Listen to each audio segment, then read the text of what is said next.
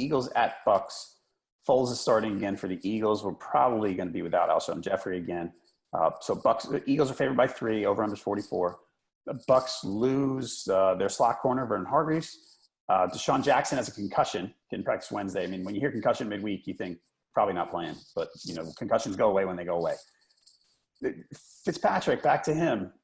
I look and I go, he's coming back to earth. I mean, it happens. It always happens. Yeah, I should have done some research and looked at his game logs, and when he does play well, I wonder what he does in next week. But he's just kind of the consummate backup where he's probably going to be crappy for it. Maybe he'll play well, and it's almost unbelievable that he played as well as he did. But yeah, there's a reason why he's not a starter. And for the most of his career, he's not been a starter. He's just not that good, and especially you lose Deshaun Jackson probably, who had 2 touchdowns last week. It looks like two of his starting offensive linemen may be out. They were both limited to practice yesterday. Donovan Smith, the left tackle, and Caleb Ben-Nanoke, the right guard.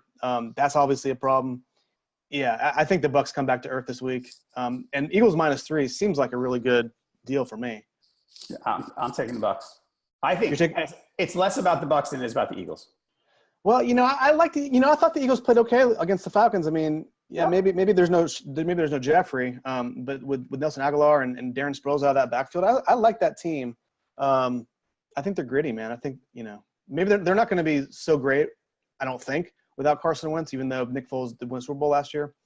Why do you like the Bucs +3 at home? I think what I said last week, that Saints-Bucs game is funny. When we talked last Thursday, I kept saying I like the under 49.5, and I'm watching that game here. I'm going at the end of the second quarter. I go, I actually lost the under already. It's over.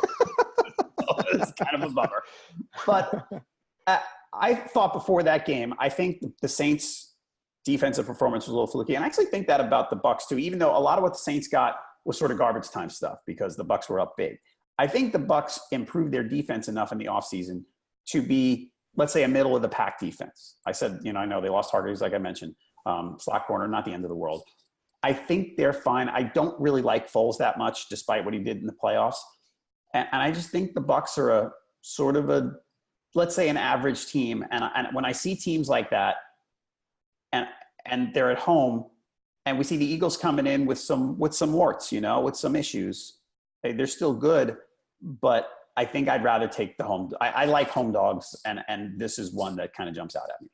Dick Foles didn't play well for long stretches of time against the Falcons, no doubt about that.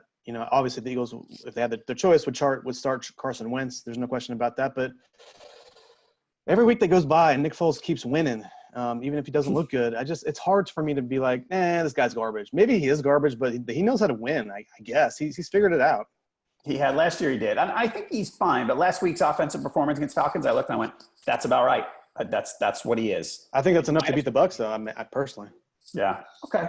So we disagree on this. That's fine. All right. We have to disagree. It's better that way. We should be throwing down more often. We shouldn't be agreeing so much. We should. And the experts, by the way, on Pick Watch, 50%. Bucs 50%. Well, there you go. So it's a toss-up everywhere.